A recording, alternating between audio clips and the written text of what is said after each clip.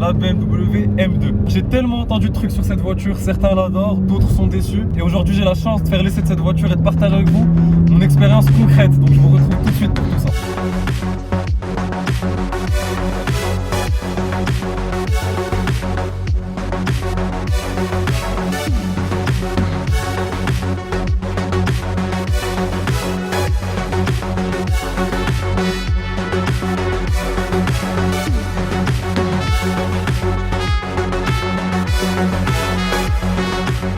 Déjà pour commencer Petrolheads, d'un point de vue design, regardez avec cet angle 3 quarts. Première chose qui frappe, c'est l'agressivité de la voiture. On a un avant super musclé, très bien sculpté. Regardez quand même là le front splitter, comment il est sculpté.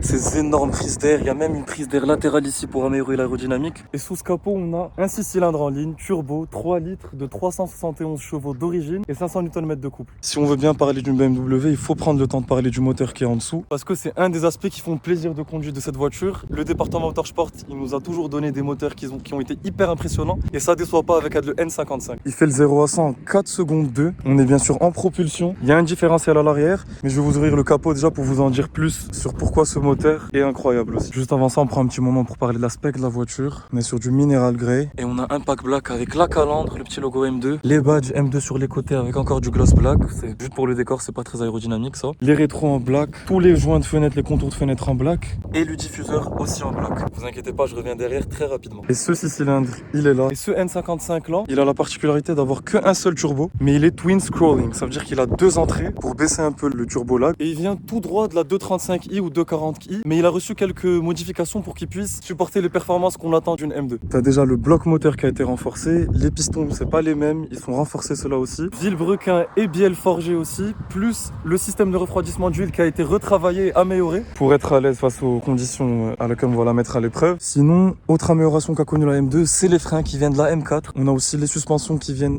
en partie de la M4 et on a les trains roulants de la M3 et de la M4. D'où le fait que la voiture soit plus large. D'ailleurs, on est sur 1,85 de largeur quand même pour cette voiture qui fait que 4,47 de long. Donc elle est assez petite, ça veut dire un empattement plus court et ça veut dire qu'elle glisse très très vite. Et à l'arrière, qu'est-ce qu'on retrouve? Ligne complète Akrapovic avec ses sorties en carbone. Et juste avant de vous faire réécouter ça encore tout de suite, on va faire quelques petits revs. Je sais que vous avez entendu ça en début de vidéo, mais on s'en lasse pas. Je vais juste vous donner mon opinion rapide sur l'intérieur. Déjà la portière qui en dit long. On est sur de l'Alcantara avec des surpiqûres en Long Beach Blue. C'était la couleur de lancement de la M2 qu'on associe souvent à la M2 d'ailleurs.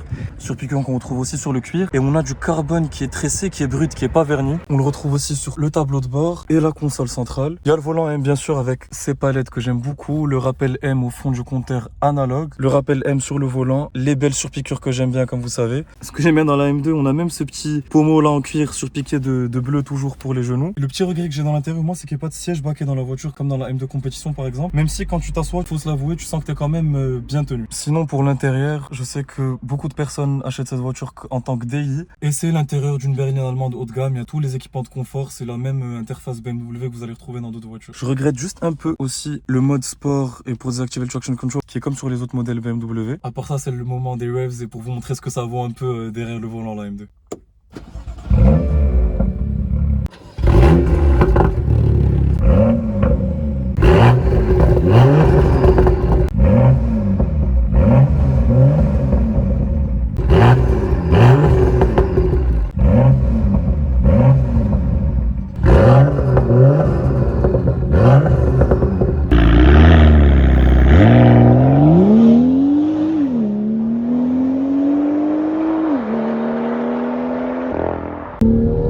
Maintenant au volant de la M2 et pour ce N55, comme je vous dis, c'est très important chez BMW d'avoir des moteurs de qualité.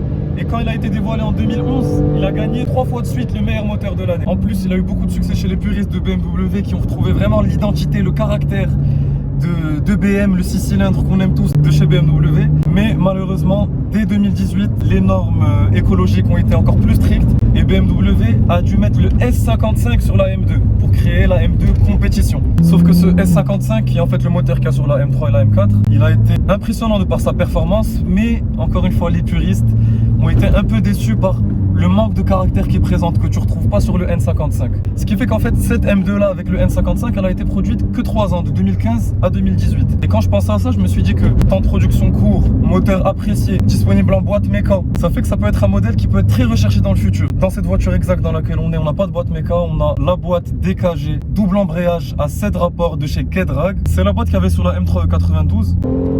Et cette boîte justement, moi je l'aime bien parce qu'elle est super agressive. Très agressif les passages de vitesse. Que tu sois déjà en mode sport, ça donne un gros à-coup, et en sport plus, encore plus. D'où le petit plus. En plus dans cette voiture, vous voyez là sur ces petites accélérations qu'il y a pas mal de couples. Comme ça affiché sur le monitoring, on a un petit stage 1 sur la voiture, ce qui fait que la puissance est passée à 410 chevaux et près de 600 Nm de couple. Ça reste super bien parce que justement cette boîte à double embrayage DKG, elle peut supporter jusqu'à 700 Nm de couple. Les passages sont hyper rapides, la reprise. En plus de la boîte à vitesse sur cette voiture, comme je vous ai dit, il y a un beau boulot qui a été fait sur les suspensions. On a des barres anti-roulis à l'avant et à l'arrière, ce qui fait que la voiture est un peu ferme pour une conduite quotidienne. Je pense que c'est un des points qui est un peu déçu certains propriétaires. Mais comme je vous ai dit, la M2, elle vient après la 1M. La 1M qui est une légende dans le monde de l'automobile, le tout petrolhead M. Et c'était pas facile pour elle d'arriver après cette 1M qui avait le N54 qui était en plus un 6 cylindres en ligne Atmo. Donc pas mal de défis pour cette M2. Et jusque là, pour moi, je trouve que le défi a été relevé parce que tu retrouves vraiment très vite l'identité BMW et le plaisir de conduite. Après, il y a autre chose aussi, je vous dis ça de l'expérience de certains propriétaires que j'ai pu rencontrer ou de ce que j'ai pu lire, de l'avis d'autres passionnés que j'ai pu rencontrer. Certaines personnes ont été un peu déçues de cette voiture et c'est surtout des gens qui l'avaient en daily pour tous les jours. C'est pas la voiture la plus idéale, que ce soit de la fermeté de suspension, mais aussi par rapport au coût de la voiture et de ses performances en ligne droite. Tu es sur un 0 à 100 en 4 secondes 2 et aujourd'hui 4 secondes 2 c'est des performances auxquelles tu peux vite t'habituer. Mais encore une fois, c'est une voiture qu'il faut acheter si tu recherches l'esprit BMW. C'est une voiture qu'il faut savoir déguster. Il faut savoir la mettre en virage, en power slide, glisser avec, prendre des virages à des hautes élevées, avoir les bonnes trajectoires. Et c'est là que tu vas avoir le vrai plaisir que peut te procurer la M2. Après, c'est vrai que si tu recherches plus une petite voiture qui bombarde, confortable pour tous les jours,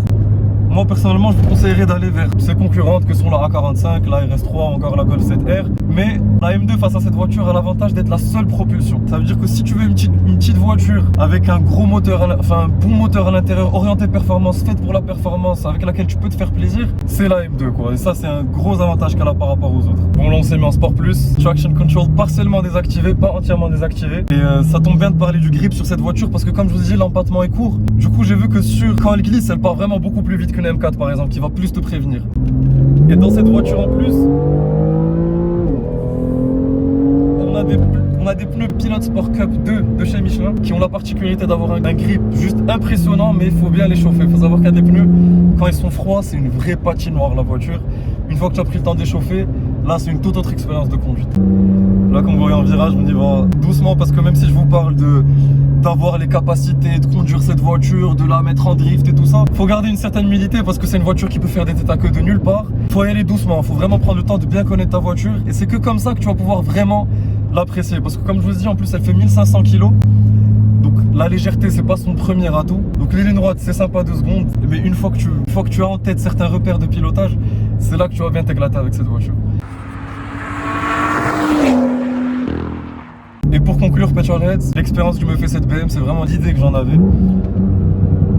Prendre une M2, c'est avant tout prendre un esprit BMW. T'as un moteur apprécié, t'as une direction, une suspension, une voiture qui a été travaillée pour la performance et pour le plaisir de conduite. Et la vérité, pour en profiter à fond, il faut rechercher ces caractéristiques-là propres de cet esprit-là pour t'amuser, la sortir quand il faut, comme il le faut et que toi aussi tu aies un bon retour de la part de la voiture. Si t'as plus en tête de rechercher une voiture qui est confortable, que tu peux aider tous les jours et que tu peux aller pied au plancher sans même te soucier si le SP va se déconnecter, c'est pas la bonne voiture à prendre. En plus, comme je l'ai dit, temps de production court, moteur apprécié par les puristes, comportement très différent de la M2 compétition qui existe aujourd'hui. Sur celle-ci en plus on a un petit échappement à Krapovic qui fait toujours plaisir. Donc pour moi ça va être une voiture qui va être encore plus recherchée dans le futur. C'est ce que je garde cette BM. Je remercie énormément le propriétaire de nous avoir fait l'expérience de sa voiture et d'avoir partagé avec nous sa voiture.